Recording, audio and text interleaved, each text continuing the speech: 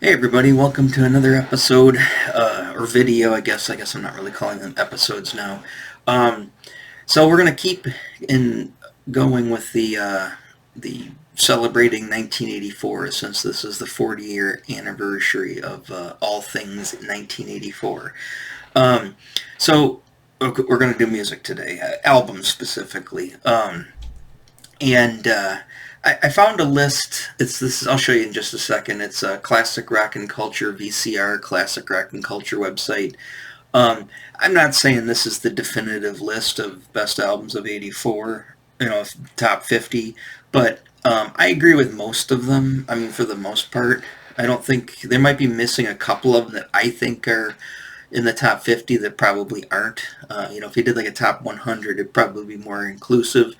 But all of the big hitters are pretty much on here. Because the other thing is, this is the first full year that we had cable. We got it in late 1983. So when we got MTV, I watched a bit of it, obviously in 83, but we really didn't get the full year of, everything until 84. And I watched MTV a lot in '84. I remember '83 is when it's things like discovering Iron Maiden in '83 with Peace of Mind. There were certain things that kind of I watched, but like I said, most of the stuff from '83, like the Def Leppard, Pyromania, stuff like that. I found by like Solid Gold, which was a big show, was on network TV. American Bandstand was on Saturday after cartoons. American Bandstand would play, and Dick Clark would always have a lot of classic acts and stuff on there. So, but MTV was really the big, because of the movie. I mean, it's MTV. I mean, it's kind of what made the video revolution, the music videos, the whole nine yards in the '80s. So, like I said, '84 was my full year of it, and like I said, a lot of things happened in '84 and then into '85, and there's so many things that are so intertwined for me personally with that year in music. Because obviously the action figures was something that me and my friends were into. My dad wasn't into action figures, my sister wasn't into action figures, my mom, but music, on the other hand, in movies, yes, more, me and my dad would see movies, but me and my dad didn't see eye to eye on a lot of the movies, obviously. Me and my sister really didn't see eye to eye on a lot of movies. Some of the stuff we liked together, but, she liked the movies she liked, I liked the movies I liked. But music was something I think that all of us, including my mom too, that the whole family could kind of enjoy together. And it had been going on like that for a while. I mean, like I said, we had the 8-track player in there, getting into Kiss in the late '70s, my sister and her tastes and stuff. And everybody kind of liked what was popular. I really didn't get too obscure. I wasn't going through my teen angsty, phase where I wanted to be different than everybody. I liked what was on the radio. And Kiss was huge in the '70s, so I was into that. And of course, Michael Jackson, with Thriller, all of that stuff. I had a tendency more towards some of the, obviously the heavier stuff, with heavy metal. And that first part of heavy metal with the first British invasion, and that type of stuff that kind of was going on right around this time. And then, of course, my sister, she would have been, it says '84, so she's probably in her second year finishing up. Well, she would have finished up her freshman year and started her sophomore year at University of Michigan. And if you know anything about, I mean, could you imagine, and I didn't go to college at the time, but I would visit her. And the thing is, I mean, it's 1984, pretty much the dawn of when MTV broke and got huge. It's the '80s. You're on a college campus. You're on I'm not saying that University of Michigan, is. I mean, people know the college very well in Michigan, but like Michigan State Lansing didn't really have and I barely went there, and it didn't really have that scene, but Ann Arbor, Michigan, had a scene, and it was the '80s, and my sister's in college, so she's college age, and it's like I said, it's just all of that stuff, and I'm still in elementary school at the time. It all kind of, just I sucked it all up. I pulled it all in. So a lot of that stuff is really deep seated in my psyche, because I was there for it. So and then like I said, I'll tell you, I'll get to all the stories. The albums will help me dictate some of the stories I got to tell. But my sister, also being from going into college, she liked what was considered college music, which was pretty much new wave, some kind of post-punk, or whatever you want to say, post. I guess punk might have still been going on. And then into like what would eventually become alternative music into the late 80s and into the 90s. But it was my sister, and she's not the only one. A lot of people refer to it as college rock back in the day. And she was in college, at a huge college, in Michigan. So, she would see a lot of these people would come, through Ann Arbor and play, and everybody was listening to that stuff in college. So, my stuff, I was still in elementary school, so my stuff wasn't college music. My stuff was more pedestrian or more kid-friendly, if you want to consider, like, Iron Maiden or, Van Halen being kid-friendly. But it was more mainstream, and it was more, hyper masculine, not as sensitive, and not as sophisticated as college music. But so we'll get into that. But let's go to this list. Now this is, like I said, this is the VCR it's UltimateClassicRock.com. Best 1984 albums, and I'll do them in order. We'll do a countdown. Why not? Just a countdown to the number one album of 1984. Spoiler alert! You should know by it. It's 40 years old, and that's the thing that's crazy about this. I'm thinking about this. That's 40 freaking years ago. Okay, just to put this into context, think about music now, right? Music's kind of whatever now, but 40 years ago, it was the 1984, one of the biggest years in music, classic 80s, iconic stuff, right? Pop culture up the yin-yang.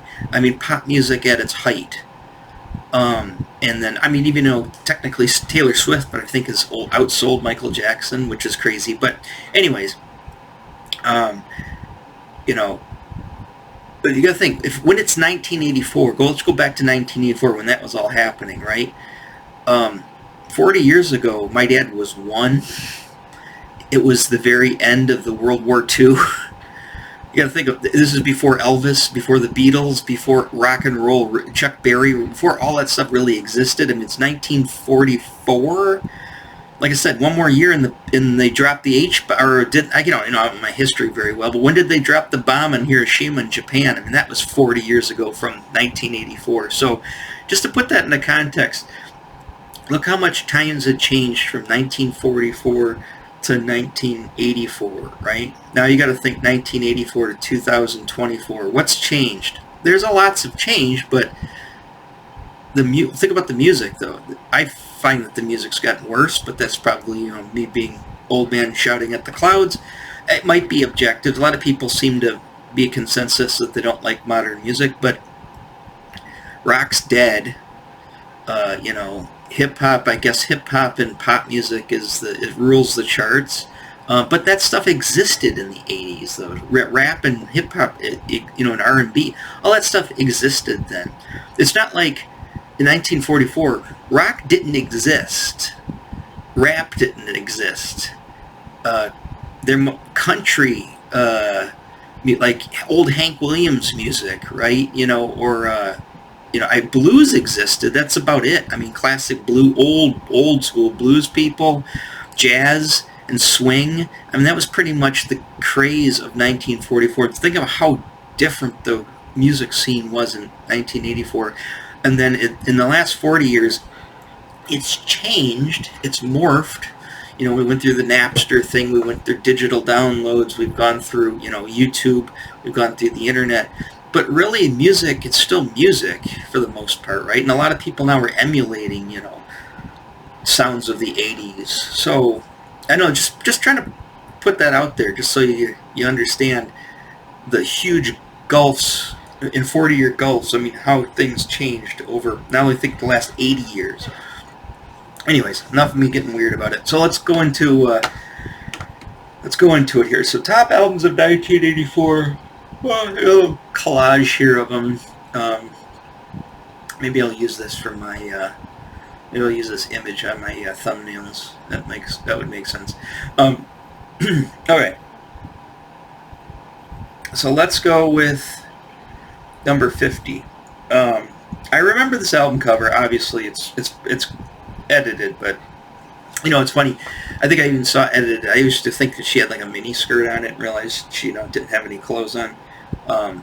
But this was an album cover that I definitely zeroed in on and saw. But I really didn't know who Roger Waters was in 1984. I didn't really discover Pink Floyd. I mean, I knew about The Wall, and I had seen, we had the Dark Side of the Moon album. It was my uncle's that my dad stole. We had those albums.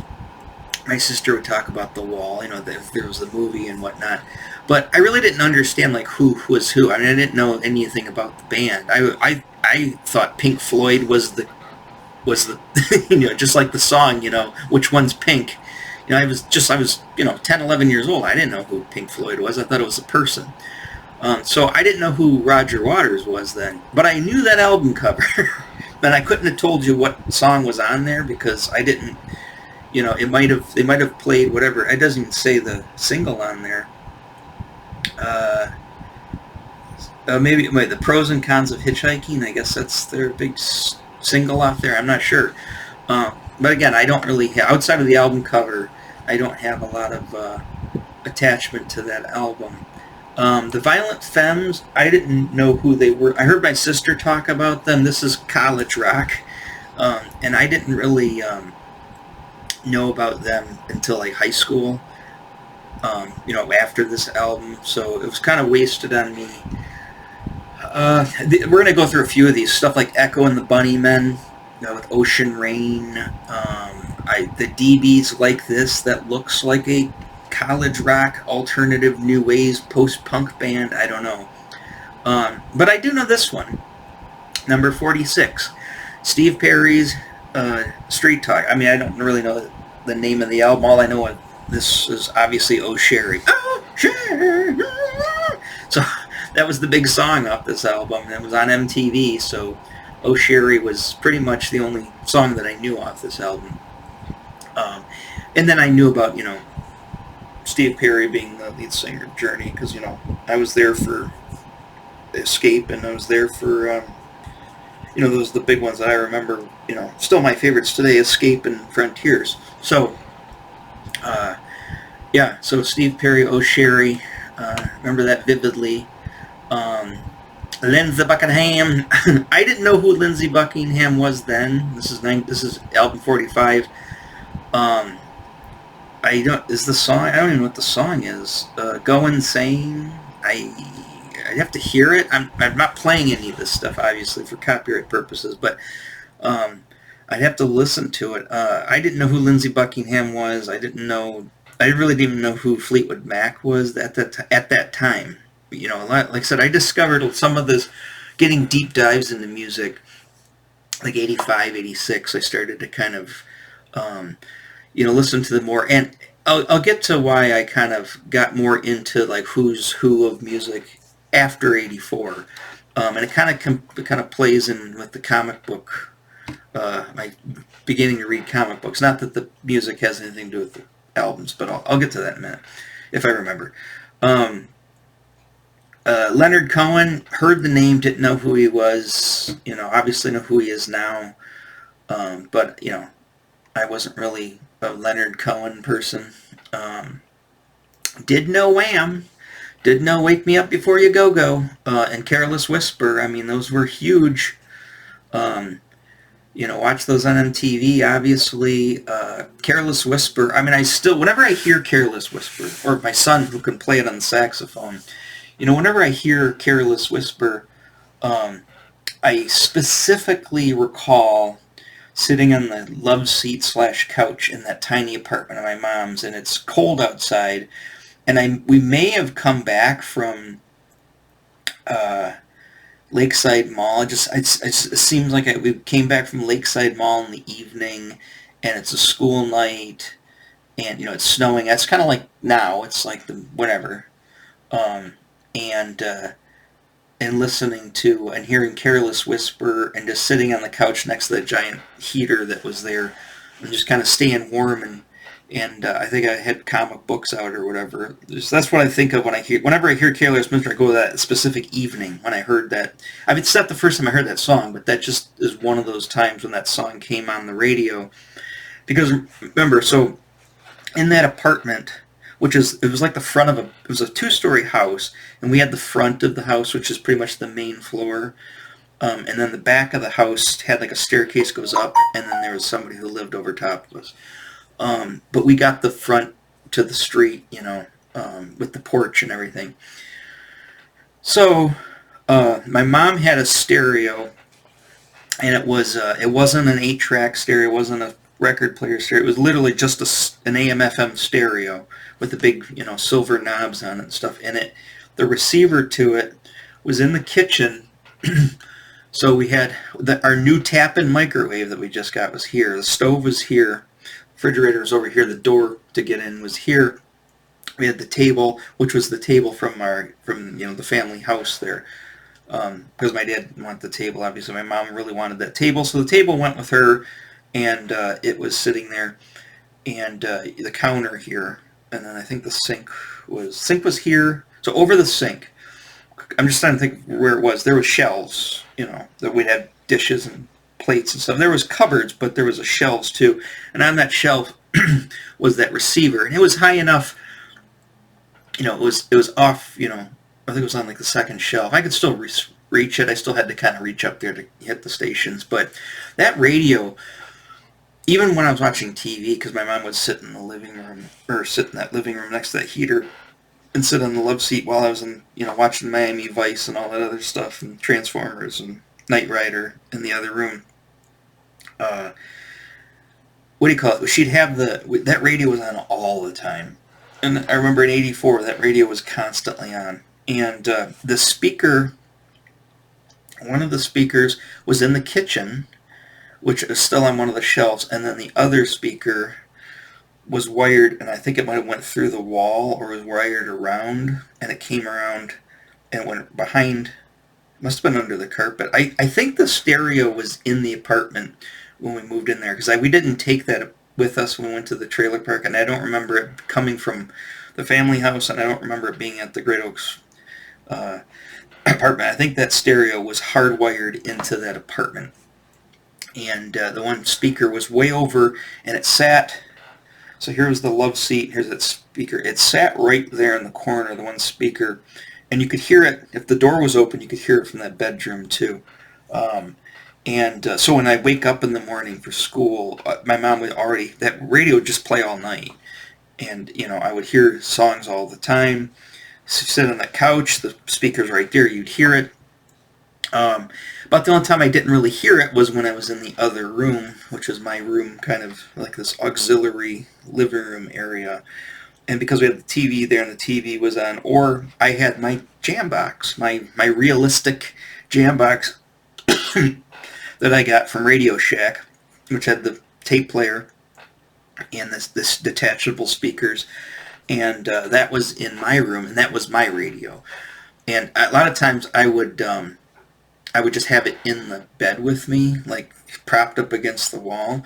And I would, in 1984 specifically, I had a handful of blank cassette tapes, and I would just keep throwing them in the thing, and I would just fill up all these cassette tapes and record almost every pop song that would come on the station. I'm trying to think what the radio station was then. I know DTX was.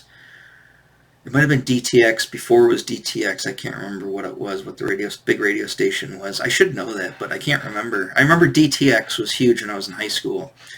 And then when they changed it to the Fox, I remember this was like, we're gonna F you, or whatever their thing, or whatever it was. But I think it was still DTX at the time. I can't remember. And that played all the top 40 stuff. And so that was in the bedroom. So I'm just putting some context to all that stuff. So yeah, Wham! Wake Me Up Before You Go Go, Careless Whisper. Joe Jackson. Didn't know him then. Don't even really know him now. I just know the name. I don't know anything off this album. Foreigner. This was a big album. And specifically because that I Want to Know What Love Is, and that had the video on MTV that year. And whenever I hear I Want to Know What Love Is, I also think of Christmas of '84. I think of Transformers. I think of that Erector set that I had, which was the set 725, which I'm pretty sure that's the set I had, was 725. I don't think it was the 500 set. That was the biggest one. I just remember sitting there in that room putting the Erector set stuff together, and then I Want to Know What Love Is. That also kind of makes me think of going to see my dad. Makes me think of, obviously, watching the video on MTV. Makes me think of Monday Night Football for some reason. Not like, are you ready for some football? I'm not that kind of thing. I think it was just on when my dad was watching football. You know what I mean? I think because we'd also have the radio going while it was weird. We'd have the radio going while TV was going all the time. It was just a thing we did back then. Both my dad and my mom did it. Anthrax, I didn't know who they were in '84. I didn't discover Anthrax until high school, and obviously I didn't really get super heavy into Anthrax. I just thought it was cool that the guy had a Judge Dredd guitar and the Teenage Mutant Ninja Turtles guitar. That's all I had to know, and that's all I think it was I Am the Man. Was it I Am the Man was the album that came out when I was a freshman in high school? But freshman in high school, and I discovered Anthrax.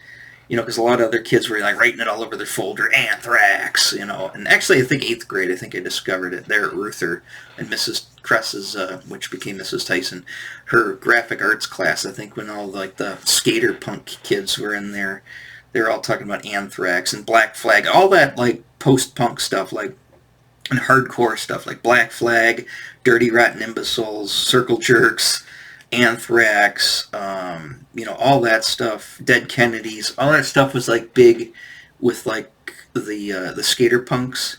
Like I said, but Anthrax kind of crossed over with the Burnouts with heavy metal too. We didn't call them metalheads back then; called them Burnouts. Sorry to burst anybody's bubble, but nobody called it metal. Everybody did. Even the album was called Fistful of Metal, right? Nobody really called it. Everybody just called it hard rock, heavy metal, or burnout music. That's what they used to call it. But Psychedelic Furs, I remember the name. Again, I associate it with my sister in college rock. Psychedelic Furs. What was their big song on this album? Mirror Moves? Was that their big song on this album? I don't know a lot about Psychedelic Furs. John Lennon and Yoko Ono, Milk and Honey, and that's an iconic classic album. Like I said, to a kid listening to Twisted Sister, which is on here, and Iron Maiden, I knew who the Beatles were. Beatles just seemed old to me then, and it really wasn't even that old then. And John Lennon, I think, is dead because didn't John Lennon get shot in '80? So he's dead by now. Again, I didn't really pay attention to this album. David Bowie, the only song I know off this album is Let's Dance, because they had the video, Let's Dance, and it's pretty classic. I didn't really know, I didn't know who Ziggy Stardust was at the time. When I saw David Bowie on MTV, or saw him on TV, it's Let's Dance David Bowie, like that suit and his hair and stuff. That's the David Bowie that I knew. I liked the song. I mean, I didn't really understand a lot. Like I said, I was young. I didn't really understand a lot of, why he was, the vanguard of all things cool, or whatever. I thought this was for some reason I just looked at this album cover. I thought Dead Milkmen. It's not the Dead Milkmen. Minutemen, double nickels on the dime. At College Rock. It's all I can say. I don't know who this is. I never heard it. Rockin' with Dokken. I was never a Dokken fan, and I really didn't even discover Dokken until that Dream Warriors with the Nightmare on Elm Street movie, which is probably like '88 or '89 with Dream Warriors. Dream Warriors. That's the only Dokken I knew. I mean, I heard of Dokken and I would see Dokken videos, but I didn't really. It didn't resonate with me, so I was just like, whatever. I know more than them. Somebody I met, a friend that I met actually a long time ago, but I re-met him in the '90s, and him just going off about rocking with Dokken. That's all. That really kind of like what sticks in my head more than actually living it at the time. And again, 1984. I probably saw them on MTV, but I didn't really give them much thought. Deep Purple. I didn't really know who they were at the time either. And I don't know what the big song was on this album. It's weird. It's just like, I guess even though these are the top 50, considered the top 50 best albums of 1984, I really knew about, I'm probably only familiar with 50% of this list. Because some of this stuff just didn't resonate with me, or it just didn't do it for me. Sade, as I like to always call her, Sade. I don't know if is this the album with Smooth Operator in it? I mean, I remember Smooth Operator. I mean, that's I think that was after. I think that's '85. Why Can't We Live Together? I'd have to hear it. Diamond Life. Well, that's the album. I don't think I really... Smooth Operator is when I kind of started paying attention. Not really paying attention, but just I associated her with that song. Wasp, another one. I remember seeing him in like Cream magazine or Hit Parader, because I would look through those magazines just because I wanted to look at what they looked like. And I lived at the magazine rack, so I would go through those magazines as well, with all the many other magazines that I mentioned. And I remember keep seeing Wasp, but I didn't really know who they were. I don't know. Is this the one that had the cover of No More Mr. Nice Guy on it? I don't know. I would see them on MTV too, and they'd show videos, and I was like, who are these guys? But I didn't... Nobody talked about him in school, barely. Nobody said Wasp. Just like Dokken. Nobody really... There's no kids running around that I can remember in elementary school wearing Dokken shirts. A lot of Iron Maiden shirts. A lot of Dio's on here. Dio shirts, stuff like that. The Go-Go's... I'm not a huge Go-Go's fan, but whenever I especially look at them, like Belinda Carlisle and all the girls there, it just reminds me of all of my sister's sorority sisters. Like I said, I remember going up to college, and it's just like, I remember, because they all had that kind of hair, and they all wore like these like quasi like suit clothes, like suit fashion, because they're all like college girls, and they're all pretty much well-to-do, college girls, and a lot of them had like the hair like that, and so whenever I think of the my sister was big into the Go-Go's too. Whenever I think of the Go-Go's, I just look at like them, and I go, it's just like, oh, it's all my sister's sorority sisters. That's what I think of. Let's see where we at here. Frankie Goes to Hollywood. Isn't that Relax? Yeah, Relax. Relax, don't do it. I mean, I know that song. I thought it was a little, sus back then. I won't. I won't use my normal '80s nomenclature that we used to use. It's probably offensive to people now, but I always thought it was. I'll just say it was sus. I always thought it was sus then, and I'm assuming it is sus.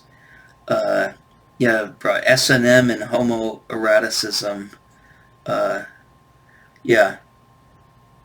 But, to me, as an 11-year-old kid, I didn't really know that. I mean, I just knew it was a little sus. I think a lot of, because all the burnouts and all the other, dickheads and stuff that you went to school with, they'd be dropping that word all the time, not sus, but the other word, and you'd be accusing you of it. You didn't want to be accused of that. You didn't want to be associated with music that was of that ilk. Even Rob Halford is gay, so. but he's badass to all the burnouts. But for it's like, well, okay, well, you just called me that, and you keep calling everybody gay, but you're wearing a Defenders of the Faith T-shirt or a Screaming for Vengeance T-shirt. Rob Halford's gay. Do you know that? I knew that then because they were talking about it. A lot of people were talking about that, but it's just like I just scratched my head and I was like, why are you guys always gay bashing? And you're wearing, a gay person's T-shirt. It's just, I don't know.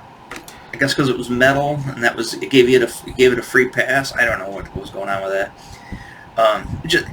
There's a lot of things I got to associate, and Pink Floyd's another one too. Is a lot of stuff in the 80s I got turned off with because just a lot of the douchebags would like it, and it was always like, songs are about getting high, man. It's all about, smoking a bowl and blah, blah, blah, and it's just like, it is, then you get a little older, you get into high school, you're like going like, yeah, that Metallica song, Call of Cthulhu, do you fucking dipshits even know what that is? Or do you dipshits even know what, like, To Tame a Land by... I mean, it's just funny because, like, a lot of the burnouts and stuff, they liked all this badass shit, but none of them knew anything about, like, what the songs were about. And so it tainted me, and I kind of, like, got turned off because I thought it was just douchebag music. And then I started listening to it, like getting into Pink Floyd in high school and getting into other stuff when I started my album collection. And I was just like going, man, I've really got the wrong message with a lot of this music. I just thought it was just dumb stoner music. That's not what it is at all. And I don't think any of the dumb stoners that I went to school with even knew what the shit was even about. It's young people. Young people are stupid, Sorry, young people, but young people are stupid. Especially in the 80s, they're really stupid.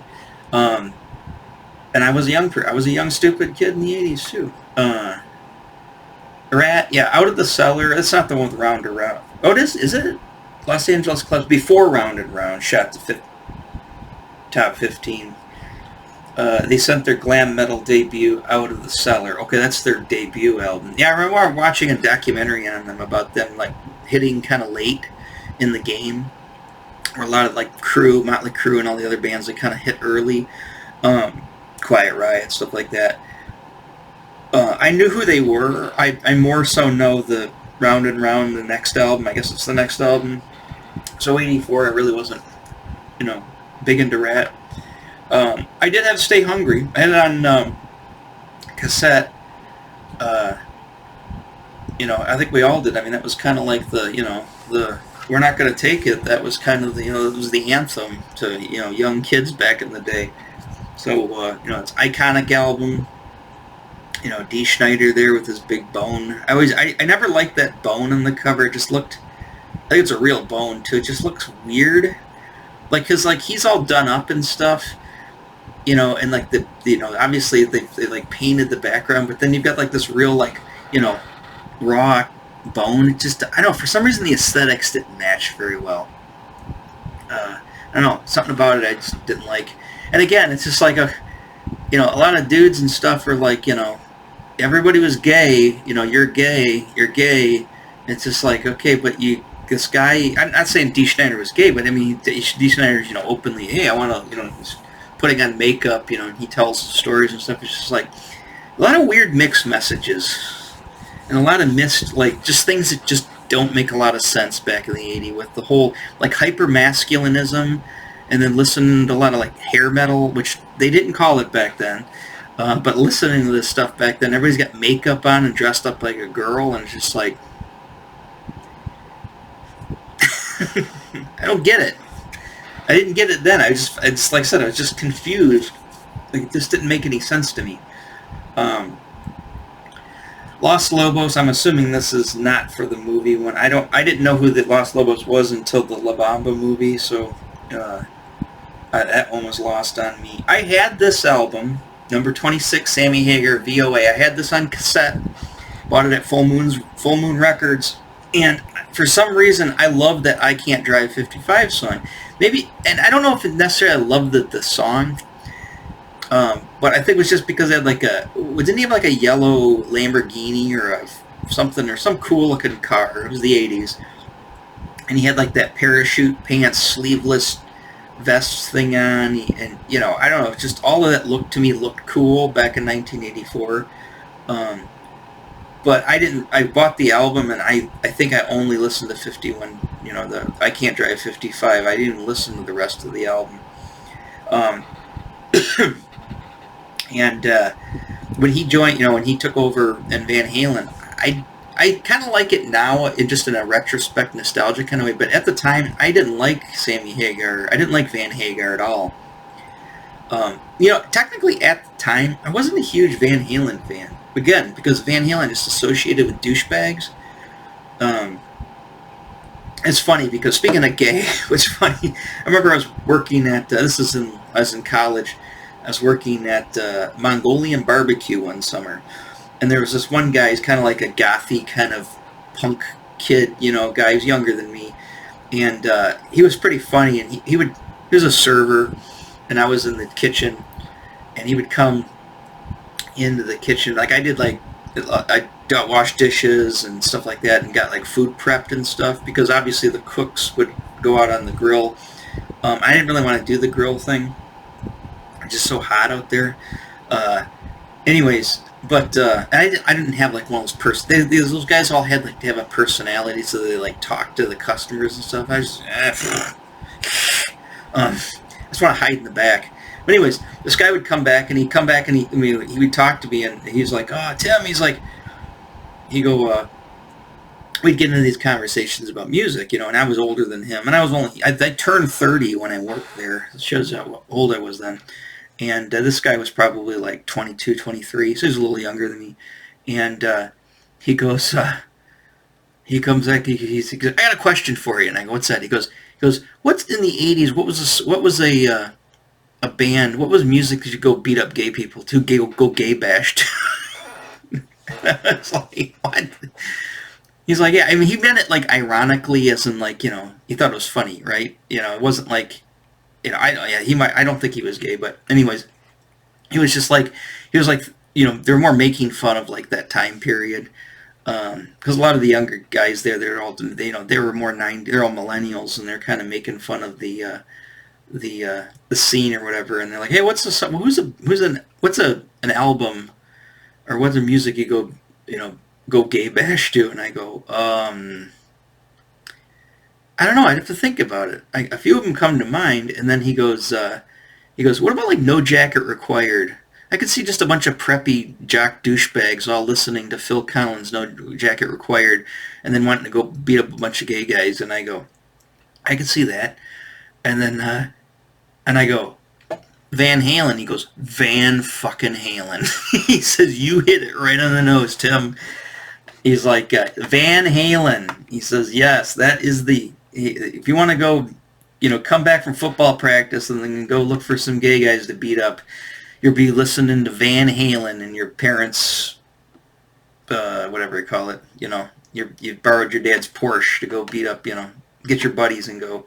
And I can't see a bunch of football players piled into a Porsche, but you know what I'm saying. So yeah. So like I said, I liked Van Halen more so, like more after. I didn't really like it in high school, or especially in elementary school. It's just associated with douchebags. And we'll get to Van Halen. They're obviously on this list. It's 1984. What do you expect? INXS, The Swing. This was before the other big album, but this is another sister with Original Sin. This is college rock that my sister listened to. And they all looked like people who went to college with her. The Last in Line. So yeah, Dio. I loved Dio back then. I didn't know he was. I knew it, but I didn't know. It didn't hit me until I was a little older. But because my dad stole the album from my uncle, had Heaven and Hell, and remember the heavy metal soundtrack had the Mob Rules, and I remember hearing the voice. And then when Dio, basically before Last in Line was Holy Diver, was the big album that I got. And then I ended up getting this on cassette. And the thing is, it didn't dawn on me until maybe 2 or 3 years later, like going into junior high school. It's just like, oh yeah, he was with Black Sabbath when Ozzy left. Oh, I totally didn't put that association together. You know, because you need older kids to tell you this. Like I said, a lot of I guess maybe the burnouts would have known it, but I guess I was technically a burnout, kind of ran with that crowd a little bit too, but they kind of annoyed me, and they couldn't dig. This is the other thing that's crazy. This is the other thing I think Stranger Things got wrong with Eddie, right, being all into Dungeons and Dragons, right, being, I guess, like the only burnout in high school. Like, there wasn't any, him and his couple of his buddies, it's like, okay, well, there's a whole army of them in our school.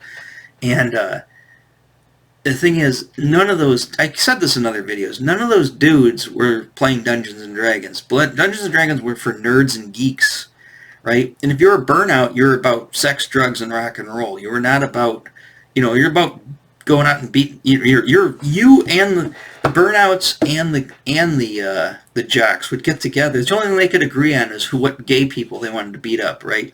And what album they're going to listen to when they do it, and it's probably going to be Van Halen.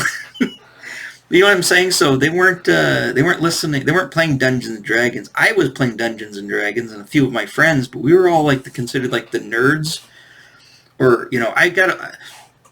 because I was in special education, because I didn't do very good in high school, I got lumped in with the idiots, but at the same time, the idiots would associate me with hanging out with the smart kids. I kind of caught in the middle there, caught in the crossfire. It's like I didn't belong to any, because I didn't belong with the smart kids because I was dumb and in special education. I didn't belong in special education with the dumb burnouts because I was smarter than they were. I didn't really play football, but I did play hockey, but none of the football people played hockey, so I didn't really fit in with them. I didn't really fit in with anybody. I was kind of my own person then. Where are we at here? This Hagar, was this Hassas or whatever. This is the first time I ever saw this, looking at this. I'm like, okay, what? Obviously it's like a super group thing that they put together. It's got Neil Sean, Sammy Hagar, Aronson. Who's Aronson? And Shreve. I guess I don't know. They don't ring a bell either. Yeah, I don't even know any songs on this album. They missed the song "Through the Fire." I'd have to look this up because I don't know what this is. It's Depeche Mode. Every time I think of Depeche Mode, I think of the skit from Venture Brothers. Oh, he's totally straight. I saw it on the VH1, but he's in Depeche Mode. Yeah, as this one personal sin or music for the masses, Black Celebration. This isn't the personal Jesus one. Again, this was college music and I guess music that gay people listen to and chicks. So I don't know. I didn't fit in with Depeche Mode either. Queen. Speaking of gay, so which again, they're another band like with Rob Halford with what do you call it? It's just like a bunch of the the burnouts and stuff loved Queen. It's just like okay. And I remember specifically a person on the bus giving me shit about liking the Police. And they're like, dude, I don't know how you can listen to that Police stuff with that, the do-do-do, the da-da-da. He's listening to Queen, The Works, right? With radio, goo-goo, radio, ga-ga-ga. I mean, it's the same. Dumb kids just fucking with each other. I guess that's what it is. Yeah, I just remember the video, radio, goo-goo, or whatever, radio, ga-ga. I remember that. Oh, and I want to break free. Yeah. I remember those videos pretty well. Alright. I might as well hit on some Kiss. So here's Kiss at number 20 with Animalize. What was the big song on this? Was this Lick It Up? No, it was Lick It Up was Lick It Up. What was the big songs on Animalized? I can't remember. I know this is one of the ones where they didn't have their makeup because it's 84. Again, you guys know if you've been watching my videos and especially my Kiss videos, you know my views on the non-makeup Kiss, right? Don't like it. So go watch those videos and they'll tell you all about that. Like I said, outside of the Lick It Up is the only song, and then God Gave, not God Gave Rock and Roll to You. God Gave Rock, maybe that is Kiss. There's a few songs, that would just stand out on MTV. But I didn't like Kiss without their makeup. I was just like, ah, God, these guys are some freaky looking dudes without their makeup on. And like I said, and Paul Stanley just always creeped me out. He just always creeps me out. Listen, Paul Stanley looks like, he easily looks like, what is it, Sylvester Stallone's, younger or older brother. I don't know, more like older brother. Or maybe vice versa. They just got that, like, that weird kind of, like, I guess Italian, or although Paul Stanley's Jewish, but Italian, Jewish, Chinese, Japanese, it kind of, it's almost the same thing, right? God, I'm a terrible person. But anyways, there we go. Judas Priest, number 19, Defenders of the Faith. I had this album on cassette, but I gotta say, I listened to Screaming for Vengeance a lot more. I had Screaming for Vengeance on cassette, and I listened to Screaming for Vengeance more. I would pop in Defenders of the Faith once in a while. I'd more just like the album cover. I mean, Screaming Vengeance is a badass album cover too, but I was more about the album cover. I just thought it looked cool. It just looked like a toy that I wanted. It's like, I don't know what that toy is, but I want that toy. But yeah, Defenders of the Faith, classic album. The Smiths, I didn't know who the Smiths were until, same thing with REM. They're going to pop up. REM and the Smiths, college music, right? I didn't know who they were until high school. When like the New Waver kids, another group I didn't fit into, they were all like into the Smiths and REM, and it's just, I liked REM though. I like Document. I love Document. It's the only REM album I like, but I love the album Document. But yeah, I mean, the How Soon Is, this isn't the one with How Soon Is Now on it. But yeah, I didn't really, especially in '84, I had no clue who the Smiths were. They're all right. I definitely knew who that album was. I got it on record now. I almost bought it on record just because I wanted a big version of that. There was a poster of this down at Full Moon Records. There's a poster of this at Camelot Records. I think there's a poster at Things.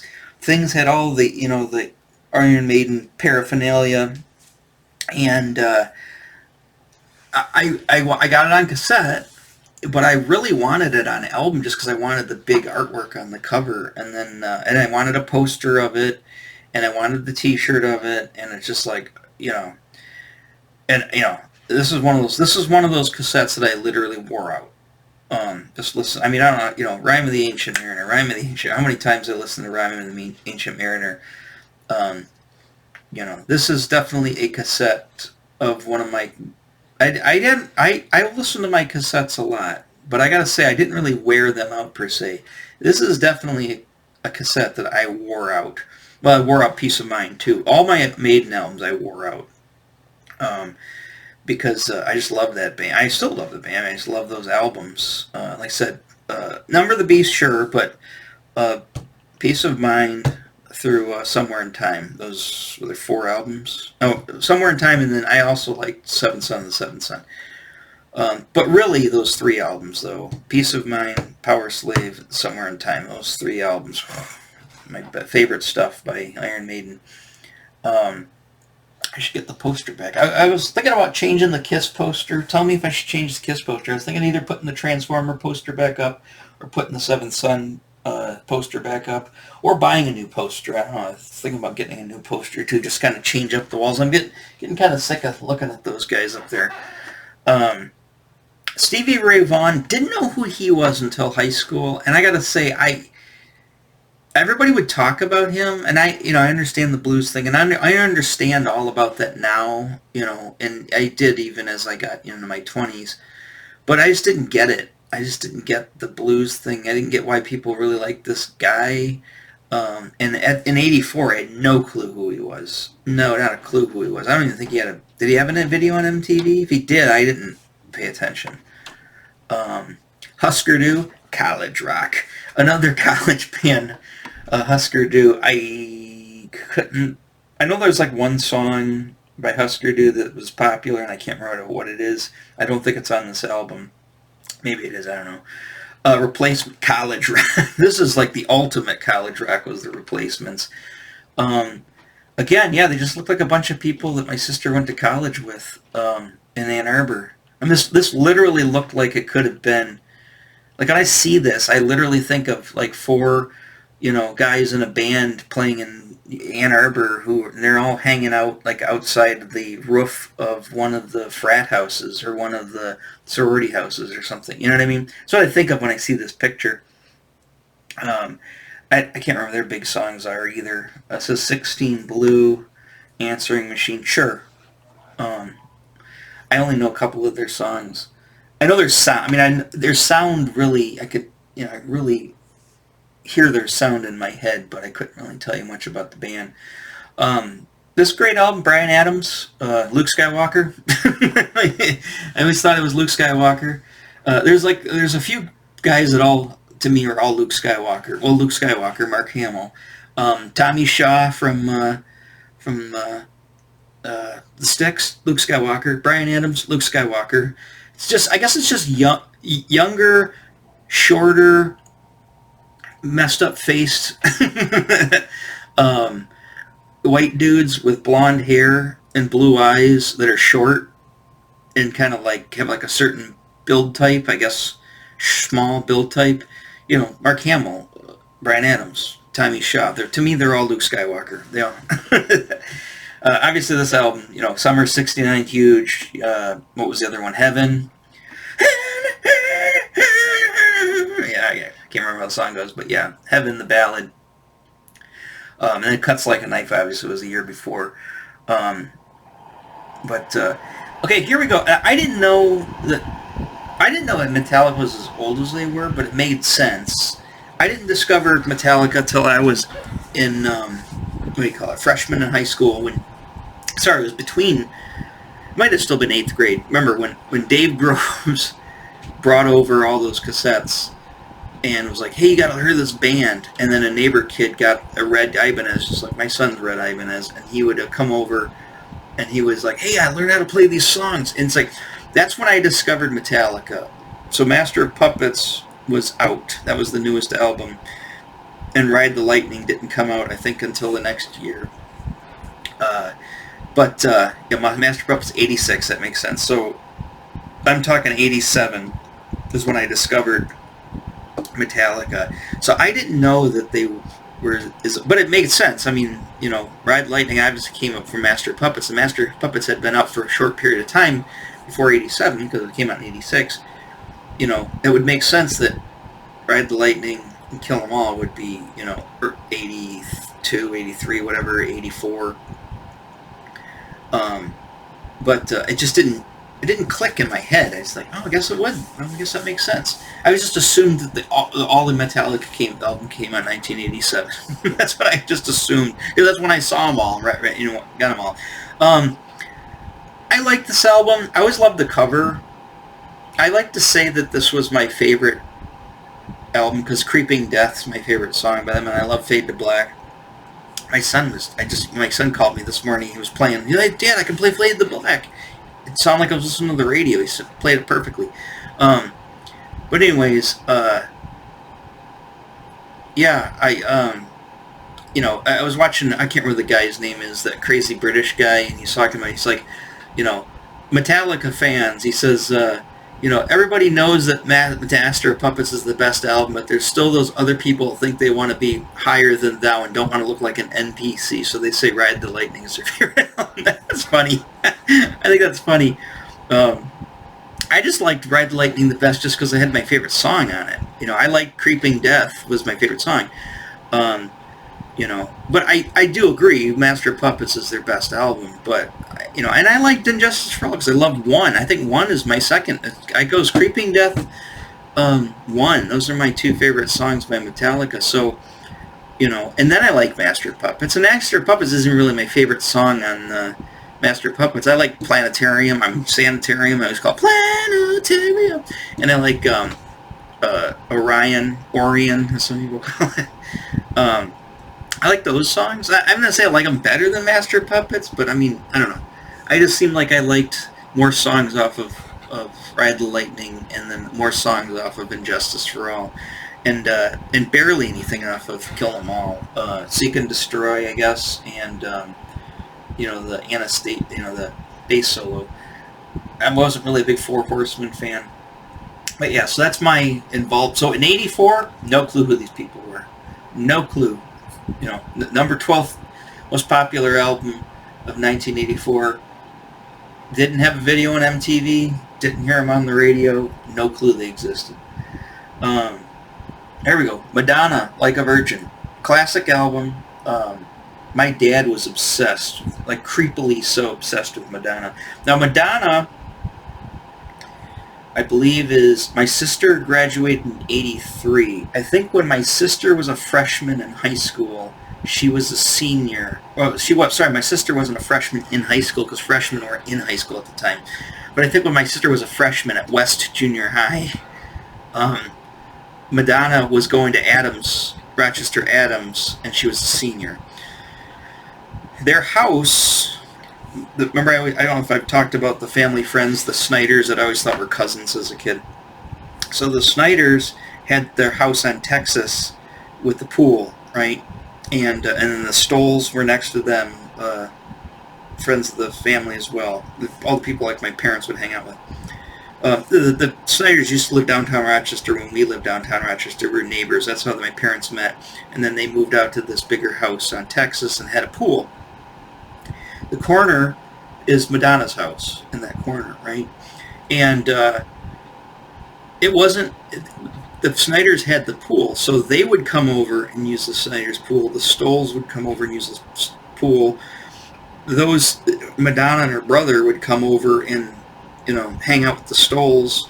And then when my sister would go, because, they wanted to get away from all the parents, and all the parents would sit around and drink and talk and do parent things, do adult things. And I'm not old enough to do it, 50 years old. Anyway, so, yeah, so that's my connection with Madonna. My dad was obsessed with her. My dad, my dad would have been 41 at this time.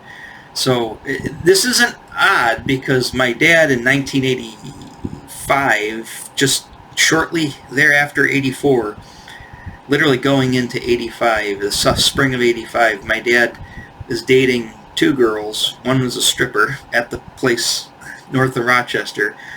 She was 19, and my dad was dating another girl who was 19, right? My sister was 19. Well, my sister she turned 18, 83, 84. My sister was their age, but just about, probably older than they were. My sister was just about to turn 20. And my dad's 41 at the time, and he's dating this 19-year-old girl or whatever. So Madonna, like I said, he was obsessed with that. He likes his young girl. My dad did. And it's just funny. It's just when you think about that. But anyway, speaking of Madonna, so songs like Material Girl, I liked it. I always thought it was cool. I was never I was never attracted to Madonna so much. I just associated her with my sister and like my sister's friends and stuff, so she didn't, I don't know. And then my dad's creepy thing also kind of, turned me off of being attracted to Madonna. But the thing that was weird about Madonna was, I remember going, this is a story, so my dad would go get his liquor up at the, sorry if I offended people, he went up to the Camel Jockeys. It's like Gran Torino. I mean, my dad was friends with the two guys that owned the party store, and I think they were Arabic.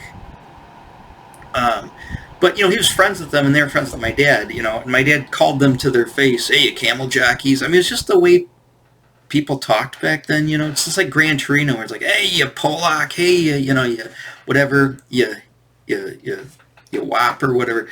I mean, my dad, he'd always call them the Camel Jockeys, so he's like, I remember him saying, "Hey, we gotta go up and talk to the Camel Jockeys," and I go, "Oh."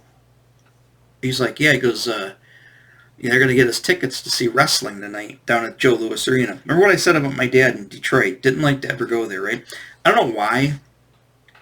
For one thing, he wouldn't drive the AMC Pacer was just about to die. I'm sorry, the AMC Pacer. AMC Eagle was just about to die. This is when he bought the Chevette.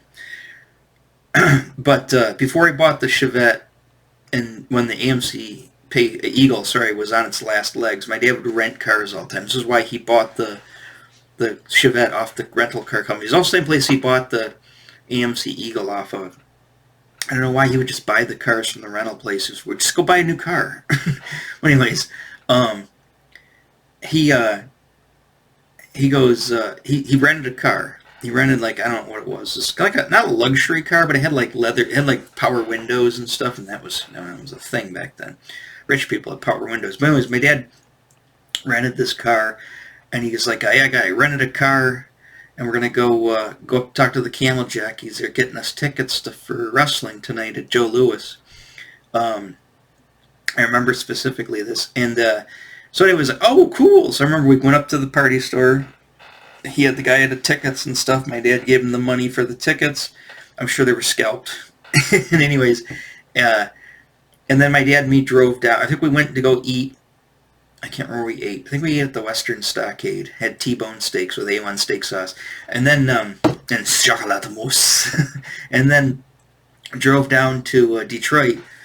Again, it's just like, my dad did not want to, I remember my dad just went straight down Woodward. He's like, I'm not going on the highway. He didn't like to go on the highway.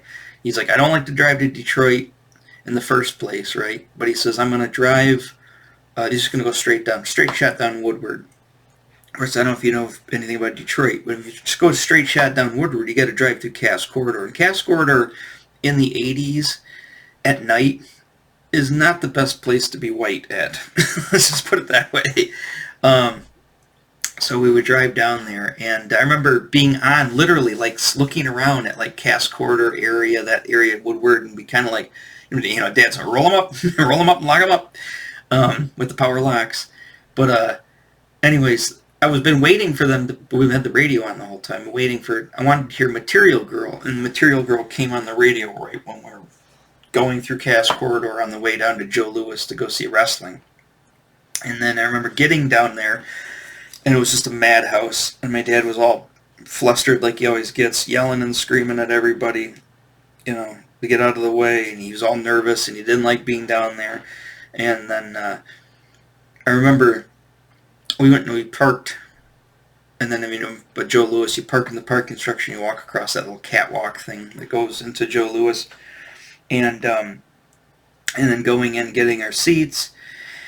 We had to get a program first. It's got the title card on it with all the matches. And anyways, this was at the time, if you remember, this is 1984. So the big main event was Andre the Giant and Junkyard Dog versus Ken Patera and Big John Studd. So that was the big thing. And I think the other matches were Nikolai Volkov and I want to say Barry Windham.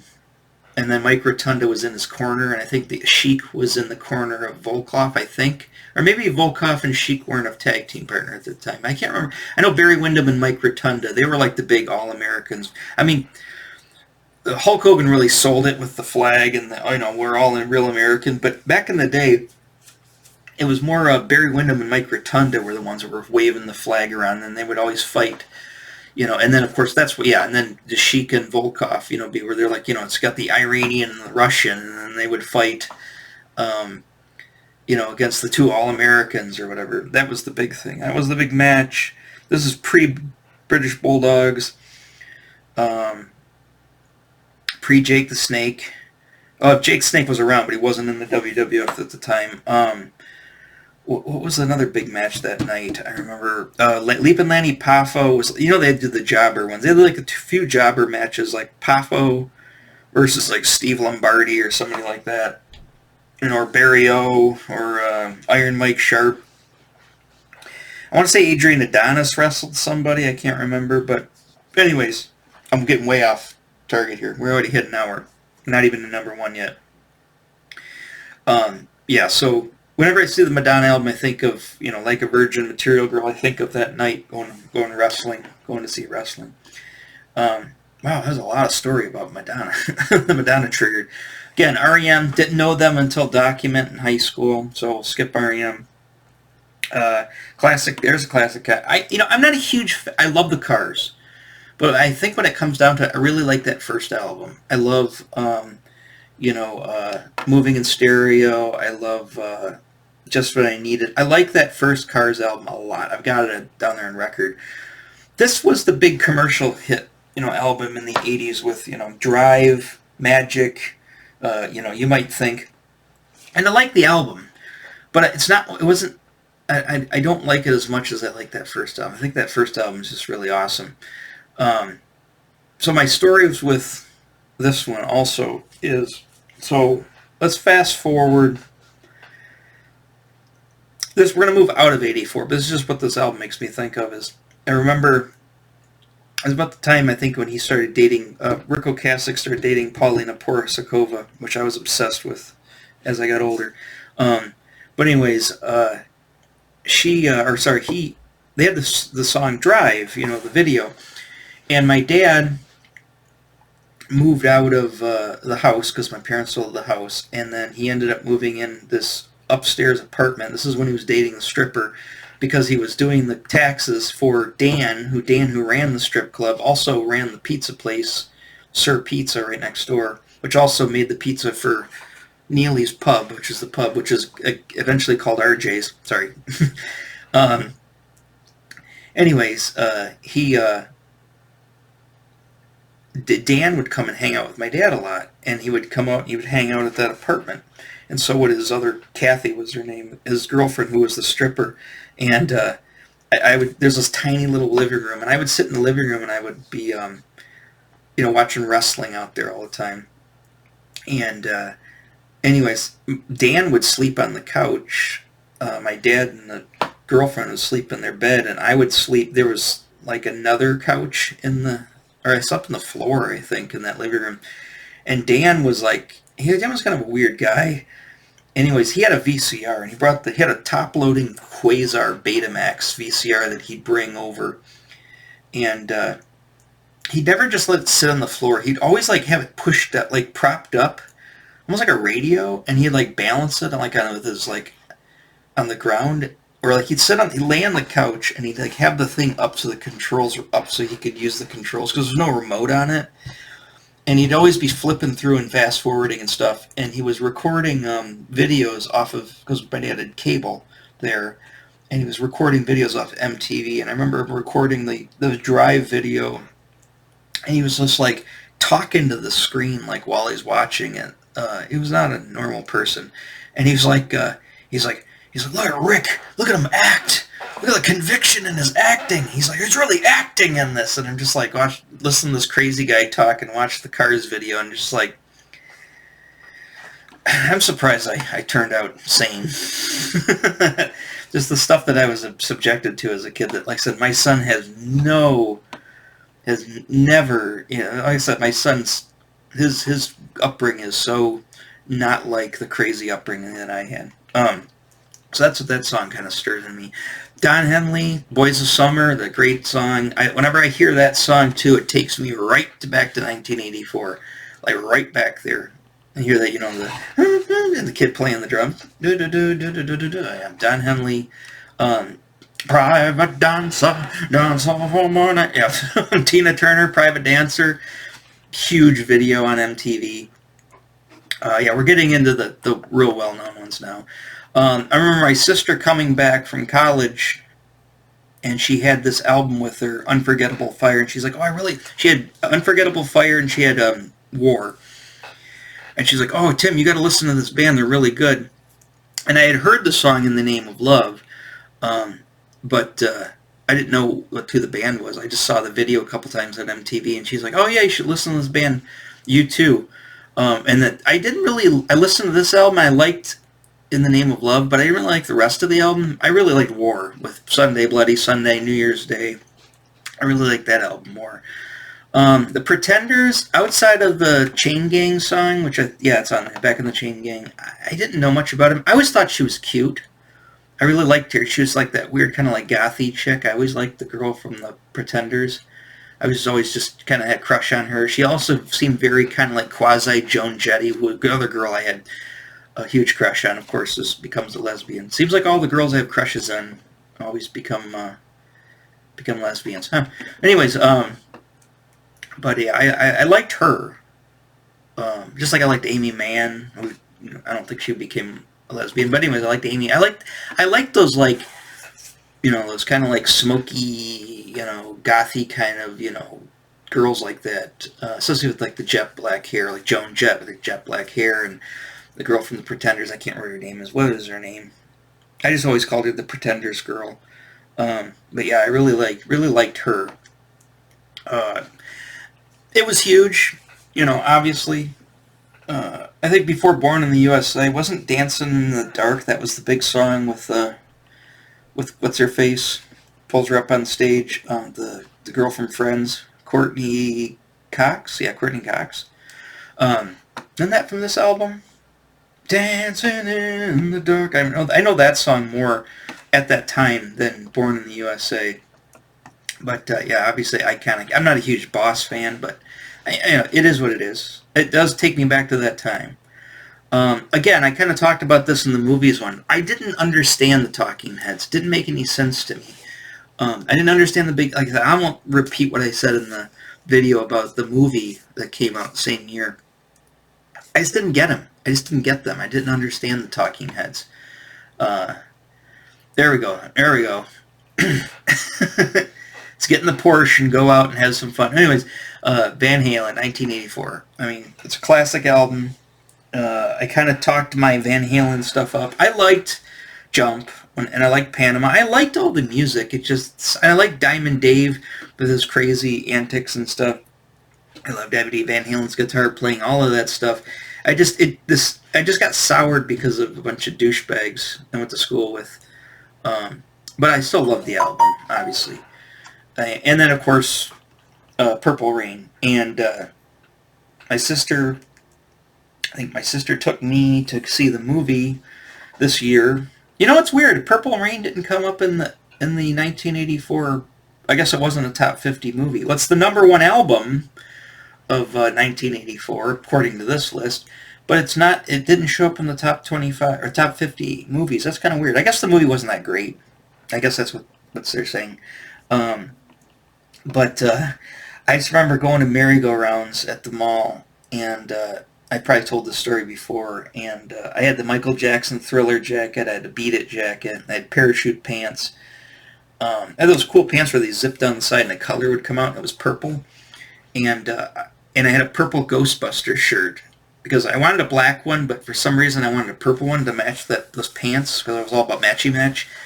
And I thought, it'd be a really cool jacket to wear with that, and the purple Ghostbusters would be that Prince's purple jacket. And we're at merry-go-rounds in Lakeside Mall, and sure as shit, they had the purple jacket. And I asked the guy, hey, can I try one of those on? I need a small. And he's pulling it off there, and I'm trying it on, and the buddy I was with, I still think it was my friend Jason, but I don't think it was Jason. It must have been somebody else. They go, no. I couldn't have been Jay. I don't think it was... because I really wasn't... he's one of my best friends, but he's the gifty friend. But I wasn't friends with him at the time, even though he was in Mrs. Warlock's class with me. It was somebody else. I can't remember who it was. And they're looking at it and they go, no. They go, you're not wearing the Purple Rain jacket. They're like, you're not getting that. I couldn't afford it anyways. It was like $80 back then. And I was just like, but I want the Purple Rain. I had on the pants with the purple that came out. And I was like, look at that. I had the purple Ghostbuster shirt. And I said, but everything's all matchy-match and everything. And he's just looking at me like going, no. No. You look like a dork. It's all you had to say. Oh, once your friend says you look like a dork, you're like, I guess I do look like a dork. And so, therefore, I never got the Purple Rain jacket. But, anyways, that's the top 50 albums, according to this list, of 1984. And for the most part, I agree with them. I think I can't think of anything off the top of my head that came out in 84 that's not on this list. Maybe a Rush album. Was it Power Windows? Was Power Windows 84? Or was Power Windows 85? It might have been in between Rush albums.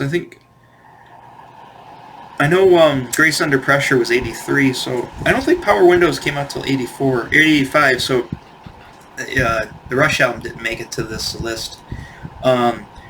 Also, Asia didn't have an album out in '84. So yeah, I would say that this list is probably pretty accurate. I think most of all the bands that we're talking about, they're all represented here. All right, so let me know. Tell me your stories. Tell me, like I said, give me some comments. Tell me about the list. Tell me what's going on here, and I'll get back with you on it. Outside of that, I think I'm kind of done-ish of my lists of '84, my 40-year anniversary stuff of '84. I guess I really can't do video games per se. I guess I could do a comic book one. Obviously, Secret Wars. I'm all about Secret Wars. But yeah, I mean, as far as pop culture things, I think movies and albums are probably the two big hitters, because there's nothing else really of the time that said video games are out, but comic books are out, but there's just so many of them.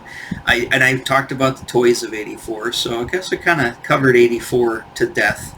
So probably, if you got an idea for an '84, something you want to know about 1984, let me know. I'm not going to get into weird stuff like cars and stuff like that, but I guess it's not that weird. But I guess I could talk about the '84-'85 football NFL season with the Bears, maybe the rock and wrestling connection, whatever. I mean, there's all those things that happen, all those pop culture events that happened in '84 and '85, but I think I pretty much talked about most of that stuff for the most part. Like I said, I might, if I think of something, I'll come up with something. But let me let you go. I said I'm not going to make this. We're already doing a minute and 16 minutes, or an hour and 16 minutes. So let's stop this one. I'm starving too. I got to go get some din here. All right. Like I say, I'll catch you guys on the next video. All right. Bye bye.